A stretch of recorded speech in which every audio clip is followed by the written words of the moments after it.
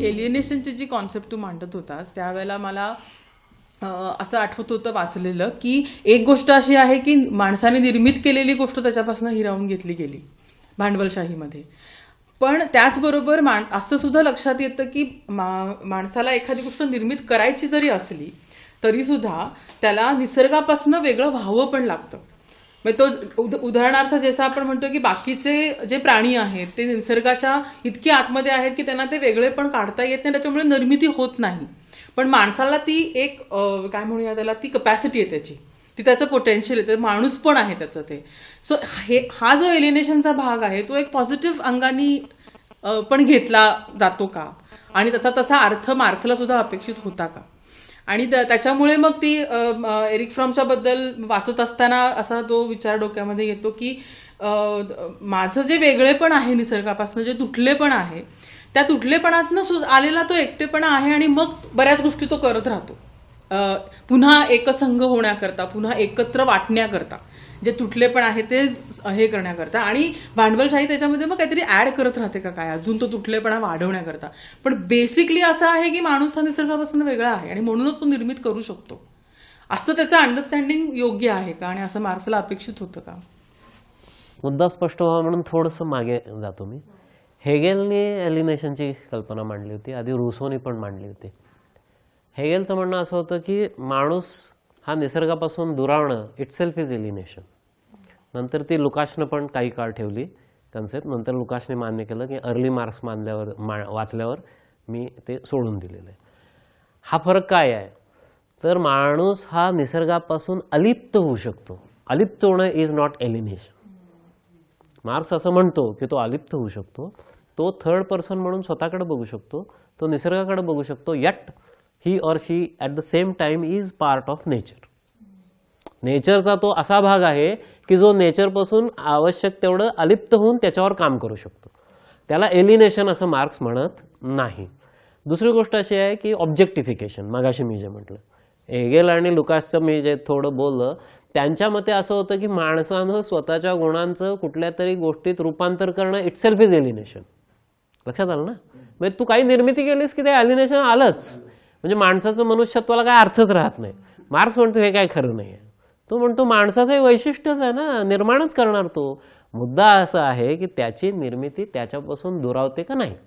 त्या दुरावलेपणालाच मी एलिनेशन म्हणणार. त्यामुळे मार्क्सचं हे स्पष्ट आहे की माणूस अलिप्त होतो, अलिप्त होण्यातूनच तो निर्मिती करतो, त्याच्याकडे कॉन्शियसली तो बघू शकतो आणि तो निसर्गाबरोबर दुहेरी नातं आहे. मार्क्सच्या लेखी ते दुहेरी नातं आहे, एकेरी नाही आहे. निसर्ग माणसावर प्रभाव टाकतो, माणूस निसर्गावर टाकतो. माणसाची हिस्ट्री, निसर्गाची हिस्ट्री, तो व्यवस्थित त्याच्याबद्दल humanization of nature and naturalization of human असं सगळं त्याचं फॉर्म्युलेशन आहे की माणूस त्याच्या उत्पादन व्यवहारातून निसर्गाला सुद्धा मनुष्यत्व कसं देत जातो. आणि निसर्गसुद्धा माणसाचं माणूस पण घडवण्यामध्ये किती, निसर्गापासून तुटलेला माणूस घडू शकत नाही. पण त्या काळामध्ये एक कन्सेप्ट अशी होती की जणू काही माणूस हा म्हणजे रुसो वगैरे की जे नैसर्गिक आहे ते मानवी आहे, तेच थोर आहे. मार्क्स म्हणतो असं नाही. माणूस जे निर्माण करतो त्याचं ते मानवी पण आहे, हेही लक्षात ठेवलं. म्हणजे राईटची कल्पना उदाहरणार्थ हक्क हे नैसर्गिक नाही आहे, त्यावेळची भाषा अशी आहे नॅचरल राईट्स. हेगेल किंवा मार्क्सचं म्हणणं आहे असं काय नॅचरल राईट्स बिट्स नसतात. राईट्स हे एका विशिष्ट टप्प्यावर समाजामध्ये येणारी संकल्पना आहे. फ्युडलिझममध्ये there are only privileges, there are no rights. Capitalism first time gives people rights की तू व्यक्ती आहेस म्हणून तुला अधिकार आहेत. नाहीतर सरंजामशाहीमध्ये कोणाला अधिकार असतात, फक्त ड्युटीज असतात जनसामान्यांना आणि वरच्या लोकांना प्रिव्हिलेजेस असतात. त्यामुळे एलिनेशनचा मुद्दा ह्या सगळ्याशी जोडल्यानंतर आपल्या असं लक्षात येतं की त्याच्या निर्मितीचा अधिकार कोणाकडे आहे याच्याशी तो पहिली गोष्ट निगडीत आहे. आता मी त्या तपशिलात गेलो नाही, पण मार्क्स 4 पैलू मांडतो एलिनेशनचे. तो म्हणतो पहिला पैलू काय आहे, माणूस ज्या वेळेला निर्मिती करायला लागतो आणि ती निर्मिती त्याच्यापासून दुसऱ्या कुठल्या तरी कारणाने, पुन्हा रिपीट करत नाही, पैसा, भांडवल, लँड वगैरे काढून घेतली जाते, त्यावेळेला ते वस्तू आणि माणूस याच्यातलं एलिनेटेड रिलेशनशिप आहे. आता जर तो असं म्हणतो की जर ती निर्मिती माझ्यापासून दुरावणार असेल आणि ते जर मला मनामध्ये असेल आणि माझ्या प्रक्रियेत ते रिफ्लेक्ट होणार असेल, the process also is alienated. म्हणजे उदाहरणार्थ चित्र काढणं हाच आनंद आहे ना, बरोबर आहे ना. चित्र फिनिश होण्यापेक्षा सुद्धा जास्त आनंद कदाचित त्या प्रक्रियेत असतो माणसाला कुठल्याही ह्याच्यामध्ये. किंवा आय एम एन्जॉईंग, गात असताना गाणं संपल्याला काय अर्थ नसतो, गाणं चालू आहे ह्याचाच आनंद असतो. त्यामुळे ती प्रोसेस जी आहे ती प्रोसेस, निर्मितीची प्रोसेस ही सुद्धा माणसापासून दुरावते. आणि मार्क्स म्हणतो की हे भयंकर आहे, कारण माणूस जगतो कशासाठी शेवटी, त्या प्रक्रियेतच तो आनंद घेत असतो आणि ही प्रक्रियापासून सुद्धा त्याच्यापासून दरावत असेल तर ते प्रॉब्लेमॅटिक आहे. तो असं म्हणतो की ह्याच्यातून पुढचा प्रॉब्लेम असा येतो की माणसं एकत्रितरित्या उत्पादन करत असतात.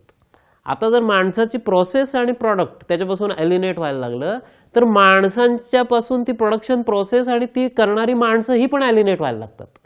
म्हणजे एक कामगार दुसऱ्या कामगारापासून परात्मच राहायला लागतो. ते एकमेकाच्या लेखी असेंब्ली बेल्टवरचे कॉग्स असतात. माणूस म्हणून ते रिलेट व्हायचा प्रयत्न करतात, but they cannot always relate. Especially they may relate them outside the production process. कॅन्टीनमध्ये, दारूच्या गुत्त्यामध्ये ते एकमेकाशी गळ्यात मिठी मारून भाऊ भाऊ म्हणतील, पण ज्यावेळेला ते बेल्टवर आहेत त्यावेळेला they are not human beings. Actually मार्क्सचं म्हणणं असं आहे की अरे प्रोडक्शन प्रोसेसमध्ये मानवाचं मनुष्यपण हे त्याला एन्जॉय करता आलं पाहिजे. आणि त्याच्यातून तो असं म्हणतो की ह्याच्यामुळे दुसऱ्या बाजूला एक परिणाम असा होतो की नेचर त्याच्या त्या पार्टचा म्हणजे निसर्ग त्याचा भाग असल्यामुळे आता निसर्गापासूनही तो दुरावतो. कारण हे जर सगळं निघून जाणार असेल तर निसर्गापासून सुद्धा माणूस मनानं आणि प्रत्यक्ष व्यवहारानं दुरावायला लागतो. त्याचीच परिणिती आपल्याला कॅपिटलिझम जे काही डिस्ट्रक्शन करते संपूर्ण एन्व्हायरमेंटचं त्याचा एक संबंध आहे. जसं प्रॉफिट मेकिंग, प्रोडक्शनची प्रोसेस, टेक्नॉलॉजी जसं आहे तसं माणसांची भावनाच निसर्गाबद्दल अशी आहे की it has to be used, that's all, it's raw material. त्याचा माझा काही संबंध नाही आहे. So people are getting alienated from the nature. मी आणि निसर्ग ह्याचं एक नातं आहे, जैव नातं, आणि ते मी आनंददायी करू शकतो ही त्यांची भावना. ज्या क्षणी निर्मिती प्रक्रिया आणि निर्मिती ही त्यांच्यापासून दुरावते त्या क्षणी ज्याच्यावर काम केलं जातं तो निसर्गसुद्धा त्यांच्यापासून दुरावायला लागतो. आणि तो म्हणतो की this also affects the society, social relations. माणसं एकमेकापासून समाजात पण दुरावायला लागतात. आता ह्याच्यावर मी जास्त बोललं पाहिजे असं नाही, पण माणसं आता या सगळ्यामध्ये एरिक फ्रॉम च्या मांडणीमध्ये काही फार मोठा प्रॉब्लेम आहे असं मला वाटत नाही. पण एरिक फ्रॉम हा त्याची पॉलिटिकल इकॉनॉमीची जी साईड आहे ती डिस्कशनमध्ये आणत नाही. तो काय करतो की तो त्याची सोशो कल्चरल सायकोलॉजिकल साईड आणतो. मार्क्सची एलिनेशनची कन्सेप्ट ही केवळ सोशो सायकोलॉजिकल कल्चरल नाही आहे, ती हार्ड मटेरियल लाईफमध्ये, प्रोडक्शन प्रोसेसेसमध्ये, आणि तो म्हणतो माणसाचं मनुष्यत्व इथंच असतं. त्यामुळे ह्याचाच आपण छडा लावला पाहिजे. आणि इथे तो प्रॉब्लेम आहे. तिथे तो थोडासा असा स्पिरिच्युअल आस्पेक्टवर बोलतो, पण याचा अर्थ मी डॅम नाही करणार एरिक फ्रॉमला. He is emphasizing more on that aspect. त्याला असं वाटतं की अमेरिकन ऑडियन्सला मला आत्ता ॲड्रेस करायचं आहे आणि अमेरिकन ऑडियन्सला मी ह्युमन स्पिरिच्युअल अंगाने मार्क्स पटवायचा प्रयत्न करतो. मी पॉलिटिकल इकॉनॉमीत गेले की गोची सुरू होईल, कारण त्या काळामध्ये अमेरिका वॉज फ्लरिशिंग. तो जेव्हा लिहित होता 1945, 50, 60, एरिक फ्रॉम जेव्हा लिहित होतं त्यावेळेला गोल्डन पिरियडमध्ये होती अमेरिका. अमेरिकन पब्लिक ऐकायलाच तयार नव्हतं मार्क्सचं, म्हणून तो तसं करतो. पण त्याला ते समजत नाही असं मला वाटत नाही, असं थोडक्यात म्हणता येईल. ब्रेकचं मला जास्त नीट माहीत नाही, कदाचित अनिल सांगू शकेल. तो एका वेगळ्या अंगाने एक तंत्र म्हणून आणि परफॉर्मर आणि ऑडियन्स यांच्यातल्या रिलेशनशिपच्या संदर्भात एलिनेशनची संकल्पना वापरतो. ती तशीच्या तशी इथे अप्लाय होत नाही. त्याने अलिप्त होऊन बघणं या अर्थी आहे. आता अनेक लोक अलिप्त होण्यालाच एलिनेशन म्हणतात. तसा बर्टोल्ट ब्रेख्टमध्ये काय आहे का प्रॉब्लेम, मी काय त्यातला जाणकार नाही आहे, त्यामुळे ते मी आत्ता सोडून देईन. पण अलिप्त होणं इज नॉट नेसेसरीली एलिनेशन. अलिप्त होणं ही आवश्यक गोष्ट असते आणि ती त्या प्रोडक्शन प्रोसेसचा भाग असते. असं ते जरा स्पष्टता ठेवली पाहिजे असं मला वाटतं.